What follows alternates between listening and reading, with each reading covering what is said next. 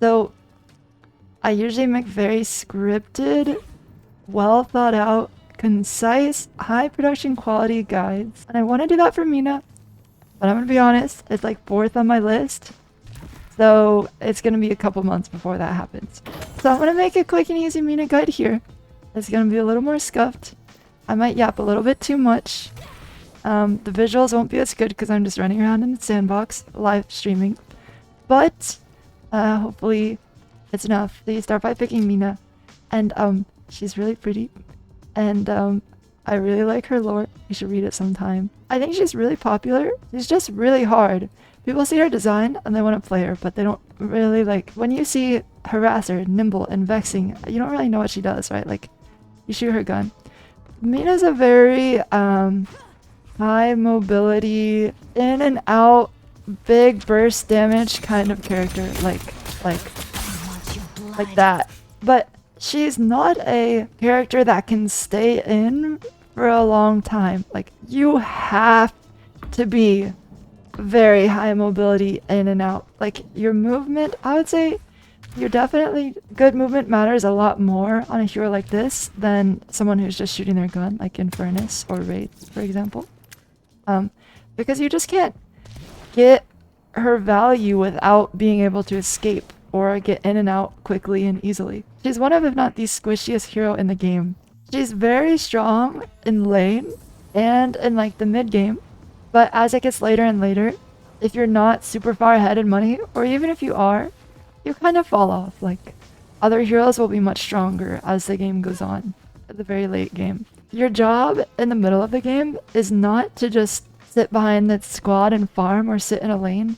It's to roam around and search for kills. Like, my laning phase was over, I would be in their jungle here, killing all their farm, right?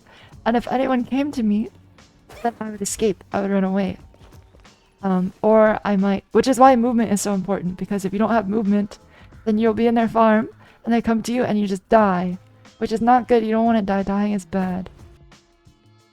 So, you shoot people, and this circle appears above their head. Shooting them more fills up the circle. And if it fills up, it does a bite, which makes that sound, and turns the circle into this. That symbol means your circle is on cooldown, and you can't bite them again for a while, which means shooting them with your gun does almost no damage. You don't really have a way of doing damage unless you can make the circle bite, because the bite is all your damage, right? And then you have your 1, which is a rake. The size is, as shown, this triangle. So we can hit him like this. If you notice, the 1 also applies stacks. So you could, technically, get someone to like 3/4, and then 1, and it activates the bite and does the damage of your 1.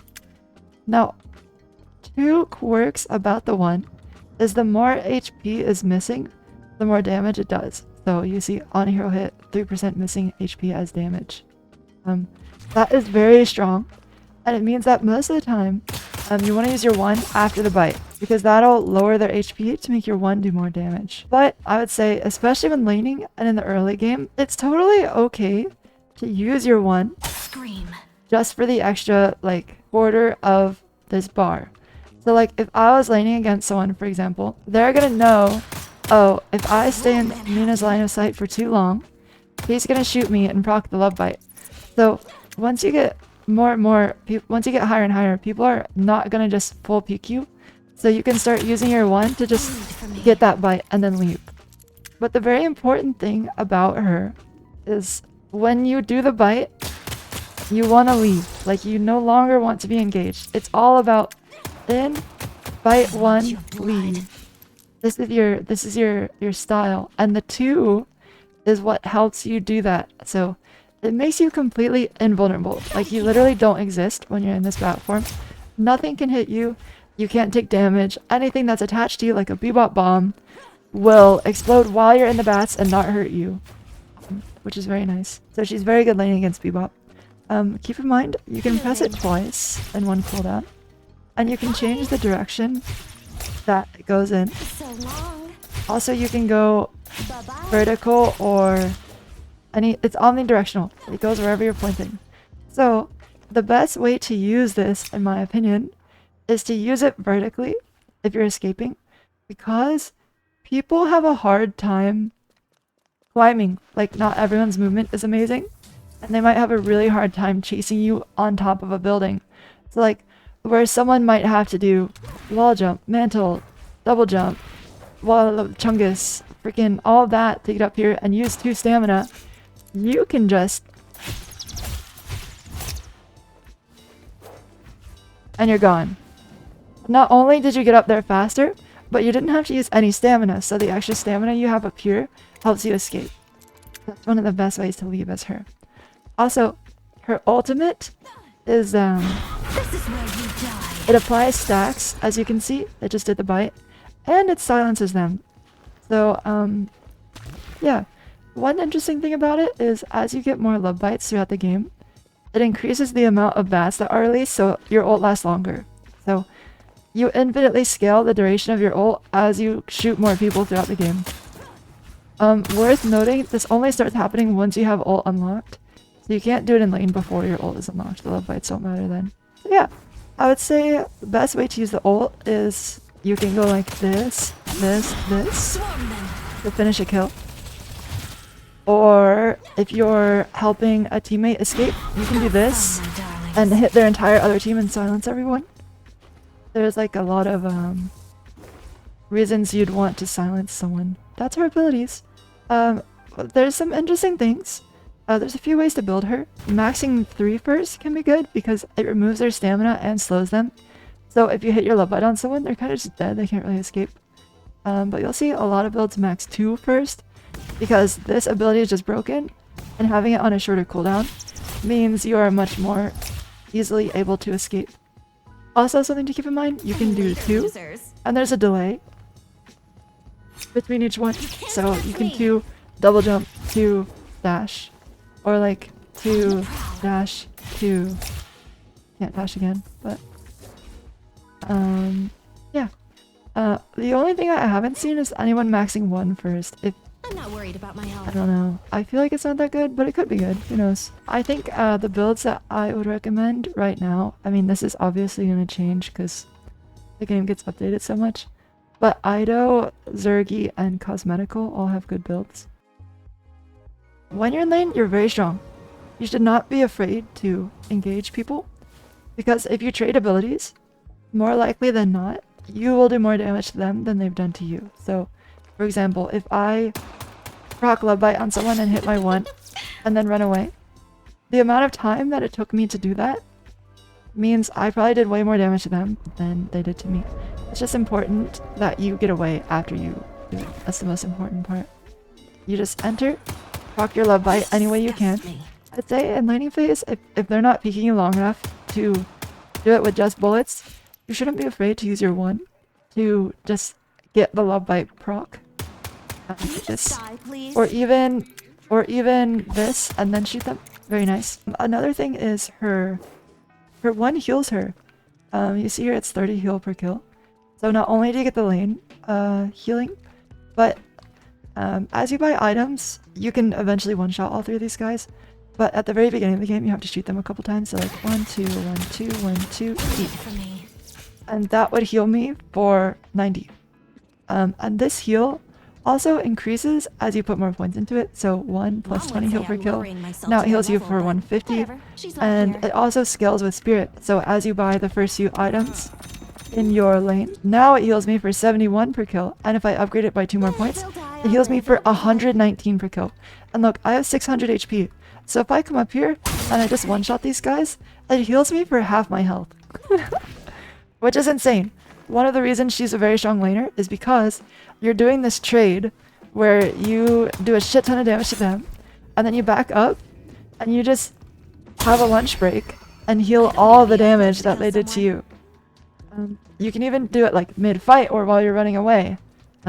It's very strong. Also, her 2 means that if they stick something to you, like a Viper Poison or a Bebop Bomb, you can get all this free damage, and then just immortality whatever they've done to you and not take any damage, which is really cool. Also, I forgot to mention her right click has a glide. That's very nice. But you're a bully. As you bully people, you should take advantage of this bullying, steal all of the boxes in the lane, take the mid buff that spawns at 5 and 10 minutes, steal the boxes on their side even, take this jungle camp, which I would do like this. When you farm camps, you should think of the most efficient way to use your one to do so. For example, the camp up top here, they have quite a bit of health. So if I used my one like this, well, it does a lot of damage because I've already bought a lot of items. But here's typically you would apply the love bite first to them, like this, and then you eat them all in one go. Because it heals you if you finish with your one. See, that just healed me for 340. So, this. If you do it perfectly, you can do it in one clip. Maybe I'll even cold front and then I messed it up. But you get the idea. You should do this for every camp. If you won lane, what you should immediately do, and even while you're winning it, you just bully them and take their money. You don't do that much damage to objectives, so there's not much point in shooting it unless your lane mate is like someone that does do a lot of damage to it. Instead of, when I push my wave up here and they're low, if I feel like I can't kill them, instead of just sitting here and trying to deny souls, I'm gonna steal their money. I'm gonna go over here and take their boxes. I'm gonna go up here, take their boxes. Eventually, at 8 minutes, the sinner sacrifices will spawn. I'm gonna steal their sinner sacrifices. At 6 minutes, the tier 2 camps spawn. I'm gonna steal their tier 2 camps. I'm just gonna do whatever I can to make them get less money. I'm gonna take all their money. That's my goal. And if anyone bothers me while I'm doing this, I can burst them. I can do my combo. Maybe I can even kill them using cold front and my ult. And then I will leave. I'm gone. Can't catch me. Gliding away. Very pop-in style. Yeah, that's your objective. You should also, when you're in lane, you want to gank a lot. This hero is very good for ganking. What I would say as a condition for a gank is if the people in the lane close to me, or even in the lane opposite, if they were in green lane, I would take the teleporter inside of the secret shop. Headed to York. Which takes you from here to here instantly. If they're pushed all the way up on the tower, that means when you pull up, hold on, look, this is a rollout to get from yellow to blue very quickly. If you pull up, they can't easily run away, right? They're committed to the fight. So say I pull up and they're fighting right here. Bang, bang, bang, burst damage. Oh, team runs at them. They're probably dead, right? But if I came to gank and they're just sitting behind the tower, they're just gone. You can't kill them. So keep that in mind. You want to go at an opportune time. This is how you get back. And then you want to return quickly. Very nice. Very nice. Very gank. One thing to note, if you don't know about 4.8k gun spikes, hover here. Once you hit 4,800 spent in a single category, you get a massive power spike. You can see here at 3.2k, I get 19 spirit. At 4.8, I get 38. So in this build, as soon as I buy Quicksilver Reload, I become vastly more powerful, and I should look to fight.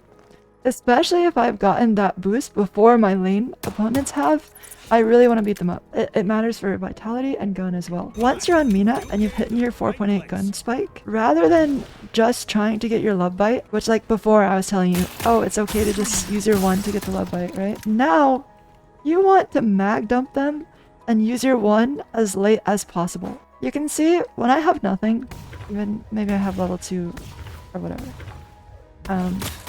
If I do the love bite, afterwards, I'm not really doing that much more damage. Like, it's kind of pointless for me to be shooting them. Because it's not that much more damage, right? So if I save my one, I don't really get all that much extra. Once you hit your 4.8k gun spike, you kind of start hitting like a truck, even after the love bite has procced. So, because your one does more damage based on missing HP, you should stay close to them and shoot as many bullets as you can, and also use your cold front, and use your one as late as possible when they're right about to escape your range. So look, for example, if I just proc the love bite and one, I'll do 774 damage, right? Or 980 in total. If I full mag dump them, and then I won,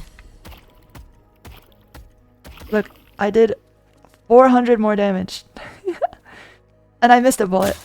So you want to be like pouring, and then you can even wait for the toxic bullets to proc to be more, and then eat them.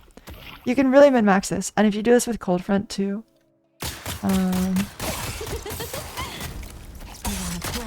see, it just does so much more, and then you can even ult them. And this is enough to like kill anyone. 2200 damage when you only have 14,000 souls is so much. Like I mean it's squishy, but I have 1100 HP. Which is crazy to think about. That's even with the vitality spike. People are gonna counter you with like stuns and things. If you're getting stunned a lot, you buy Dispel Magic. This instantly removes all stuns and debuffs that are affecting you.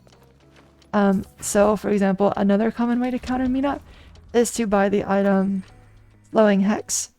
Because casting this on a teammate, or on someone, makes it so you can't use your 2 anymore. So if someone casted this on me, I would not be able to use my 2 for 4 seconds. Well, 3.5, which is enough time to just die. You don't want that. Using Dispel Magic instantly removes the debuff that Slowing Hex applies. So if someone Slowing Hexes me, I just Dispel Magic and then I 2. You can also eventually get Counterspell if you want to be even more unkillable. This lets you parry anything in the game. So like any stun that might hit you, you can just parry it, but you should only grab 1. The other stuff in this is like, Mina's kind of built the same way in everything. One interesting thing is a lot of builds have Spirit Shredder bullets. This is important because it reduces the spirit resist of the target you're shooting at. So most builds would buy this instead of Mystic Shot. And you can see how much more damage this does. It's like, because they have less spirit resist, now when I shoot them with all the bullets and I proc it, it's like a lot of damage. 1300. Spirit Rend, landing headshots, reduces it even further. This can make you disgusting. Like, if I put all 12 bullets in their head... I want your blood. Yeah, Mina does a lot of damage. Towards the late game, they're gonna have a lot of stuff to just like throw at you. It's just all about using your movement and things to get in and out and never die. Just limit test permanently. You can get away with so much more than you might think. Once you really start using her 2 properly in her glide and movement. Okay, I will open up the class to questions. Does anyone have questions, chat room? Did you save your questions? Who do you I ship Mina with Paige. Chud can play this character. Of course, anyone can play Mina, but it requires more practice than other characters. Gliding after a jump worth more than just sliding and b-hopping? Yes. Although you can do both. Once you feel like you're getting slow, then you can go to the side. Difference in builds from Ido and carries. Who's carry? Oh. It's pretty much the same, I'd say. I feel like most Mina builds are the same. This one just gives you a lot more choices. And Ido's, I think, is a lot more... It's more for him. He's a god, right? So, like, he needs less to survive. This one is for, like...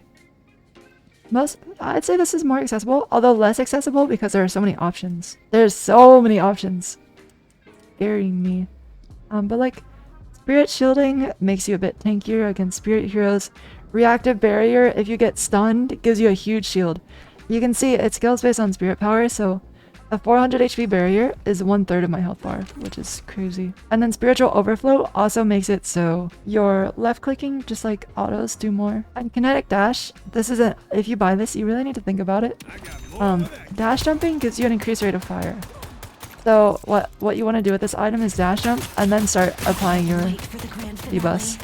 It also increases your amount of bullets. It's a good item. You can see how to counter itemize Mina. You just buy Slowing Hexes and curses and anything that makes her not be able to move anymore. If you're getting hit by that as Mina, you need to buy Dispel Magic or Counterspell. Once people start building Spirit Resilience and other spirit items, my damage drops off like a brick, meaning I only do up to 40% with a full burst. Yeah, that means you need more Shred. Spirit Rend and maybe even Crippling Headshot could be good. It just means you need to shoot them more to apply the Shred before using your one. I really like the Zergy build. This is my favorite one to use. Cosmeticals is good too.